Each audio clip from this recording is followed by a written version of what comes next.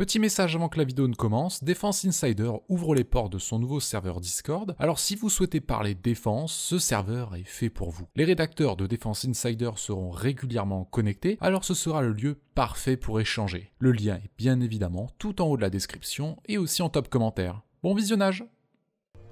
L'industrie de défense des États-Unis, par sa supériorité d'innovation et ses normes, a une capacité de saturation des marchés et d'adaptation à chaque client. Ces équipements, même trentenaires, gardent une pertinence dans la conflictualité moderne et sont donc des candidats à privilégier pour le marché de l'occasion. Le conflit ukrainien donnant l'ultime caisse de résonance aux technologies développées initialement pour un conflit majeur en Europe centrale. Nous nous concentrerons aujourd'hui sur des symboles stratégiques autant que des pivots tactiques que sont les MLRS et le mythique Javelin. Aujourd'hui sur la chaîne Defense Insider, quand l'Amérique équipe l'Ukraine.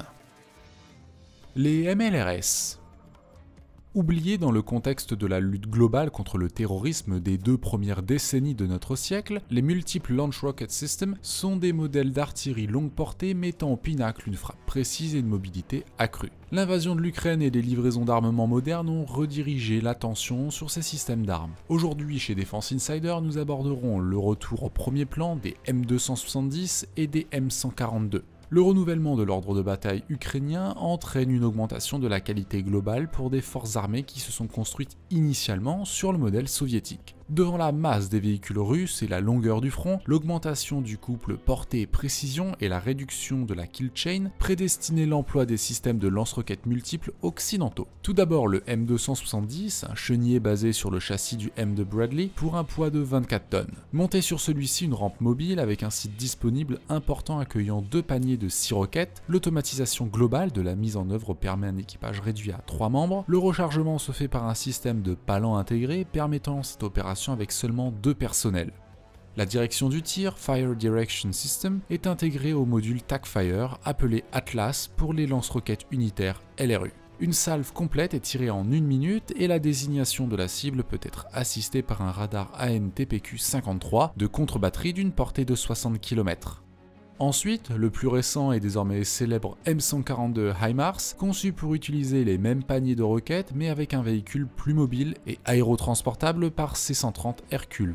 Un panier de 6 munitions sur un 6x6 FMTV de 12 tonnes possédant une autonomie de 480 km. Le nouveau programme de tir associé à l'engin permet de délivrer une salve complète en 16 secondes sur 6 cibles différentes.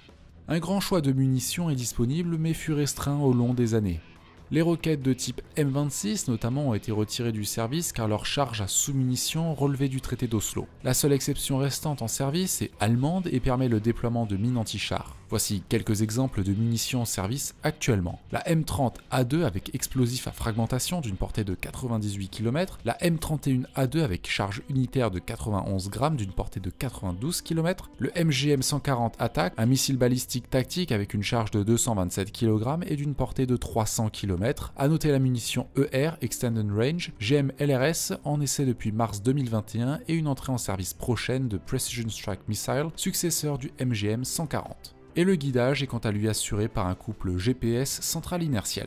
Ces munitions aux effets divers associés au volume de la salve disponible transforment l'art de la contre-batterie de saturation avec des statistiques d'efficacité record. Bien sûr, ces chiffres reportés et analysés notamment lors de tempêtes du désert sont à prendre avec une certaine relativité. On peut trouver dans des publications de l'USMC qu'une frappe de 10 minutes causerait 98% de pertes sur une compagnie d'infanterie et 95% sur une brigade d'artillerie. Ce qui est désormais véritablement en vue avec ces systèmes est la destruction des HVT, High Value Target, comme les sites de SAM, les dépôts de munitions et les centres de commandement divisionnaires.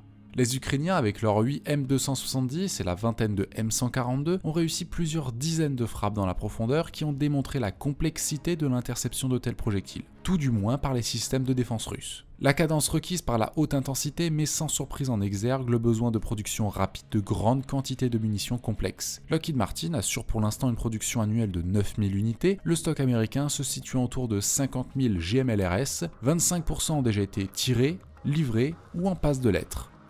Plusieurs versions du M270 cohabitent à différents niveaux de modernisation, permettant la réduction du temps de pointage et de rechargement des paniers. La plus récente, la M270A2, pourra accueillir le futur PRSM, Precision Strike Missile, Les désignations changent aussi en fonction de l'opérateur, comme par exemple Mars 2 pour les Allemands, et bien sûr LRU pour une partie des véhicules français. Le HIMARS, plus récent, n'a pas encore reçu de modernisation majeure. Le succès à l'exportation est représentatif de l'efficacité et de la réputation de ces systèmes d'armes. Les États-Unis entretiennent une flotte imposante de presque 400 M270 et 400 M142. En Europe, les flottes sont plus restreintes et ont subi l'effet des restrictions budgétaires des 2 premières décennies. Le Moyen-Orient et l'Asie ont aussi été des marchés prolifiques, avec par exemple 180 M270 pour l'Arabie Saoudite et une centaine pour les forces d'autodéfense japonaises. Le M142 creuse aussi d'ailleurs son sillon dans sa gamme avec 32 unités pour les Émirats Arabes Unis et 24 pour Singapour.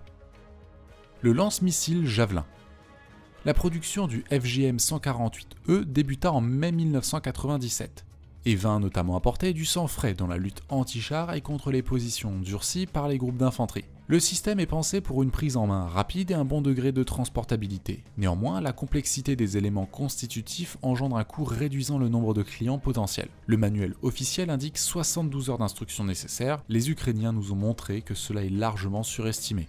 Le système se compose de 3 parties. Un tube de 4 kg accueillant un missile d'une vingtaine de kilos, dont 8 de charge en tandem permettant de neutraliser les blindages réactifs, puis la charge creuse conçue pour percer 60 cm de blindage. Enfin, vient s'ajouter la Common Launch Unit, CLU, de 6,4 kg comprenant ses 2 viseurs jour-nuit avec différents niveaux de grossissement. Les 2 joysticks d'alignement de réticule et bien sûr un bloc d'accumulateur pour l'alimentation. Cette unité nécessite avant d'être apte au tir une phase de refroidissement autour de 30 secondes qui s'allongera selon les conditions environnementales, ainsi que 10 secondes de refroidissement à l'azote pour l'autodirecteur du missile. La portée, la version originelle, était de 2500 mètres et s'améliora ensuite. Le tir peut être sélecté sur 2 modes, direct ou attaque par le toit. Le premier voit le missile adopter une trajectoire aplatie avec une altitude maximum de 60 mètres. Le second mode fait atteindre 160 mètres dès le début du tir, avec une phase finale d'attaque sous forte incidence pour logiquement frapper la vulnérabilité principale du char de bataille. La fonction tir et oubli du Javelin permet ensuite le décrochage du binôme pour un rechargement rapide. Un binôme transporte une CLU, des batteries supplémentaires et 3 missiles. La doctrine de l'US Army comporte désormais 12 équipes de Javelin par bataillon. Modernisé à plusieurs reprises, le Javelin fut produit en version bloc 1, spirale 1, 2 et 3. Cette ultime version, désignée FGM-148G, comporte toutes les améliorations de ses aînés. La capacité des batteries est grandement améliorée, le grossissement jusqu'à x12 et un ciblage plus rapide et aisé pour les opérateurs. Une nouvelle CLU est entrée en service récemment, dite Lightweight. Elle est aussi compatible avec le lanceur Stinger. Beaucoup plus petite, moins énergivore, son poids descend à 3,8 kg. La portée missile se voit aussi rallongée à 4500 mètres. L'inconvénient de ce niveau de sophistication est bien sûr le prix pour le client. Chaque missile vaut désormais 80 000 $ et la CLU Lightweight, la bagatelle de 514 000 $. La qualité de ce système d'armes fut reconnue à travers ses théâtres de déploiement. Par exemple en Irak et en Afghanistan, les Britanniques effectuèrent près de 1200 tirs et fut apprécié pour déloger les insurgés en frappant directement le toit des compounds. La France commanda 76 CLU avec 260 missiles le temps d'obtenir l'entrée en service du MMP. Et les alliés moyen-orientaux des USA ont aussi franchi le pas. Les forces armées ukrainiennes ont reçu leur premier javelin début 2019 et se retrouvèrent au front dès le début de l'invasion. Pour conclure, les chiffres, les actions documentées des équipes anti-chars ukrainiennes et les coups d'éclat des MLRS parlent d'eux-mêmes. Les concepts et les armements développés lors de la guerre froide et mis en service au début des années 90 révèlent toute leur pertinence sur un théâtre européen, la topographie ukrainienne ne faisant que faciliter leur emploi dans la profondeur. Au bilan, la formation, l'anticipation des livraisons et l'intelligence tactique sur le terrain des Ukrainiens provoqua une attrition marquée pour les blindés russes. En droite ligne de la théorie de la non-bataille de Guy Brossolet, nous verrons si l'emploi de ces systèmes d'origine américaine sera la caractéristique de ce conflit. Pour l'instant, les Russes ne montrent pas de capacité de contre-batterie efficace contre les MLRS et les cages de toit n'auront été qu'un élément esthétique déroutant. C'est la fin de cet épisode, nous espérons qu'il vous a plu. Si c'est le cas, n'hésitez pas à vous abonner car vous êtes près de 78% à regarder les vidéos sans être abonné à la chaîne. Cela aide YouTube à promouvoir le contenu que nous vous proposons et vous tenir informé des mises en ligne. Et bien sûr de suivre Defense Insider sur Instagram où nous publions chaque semaine du contenu dédié à l'actualité du monde de la défense. Merci et à la prochaine.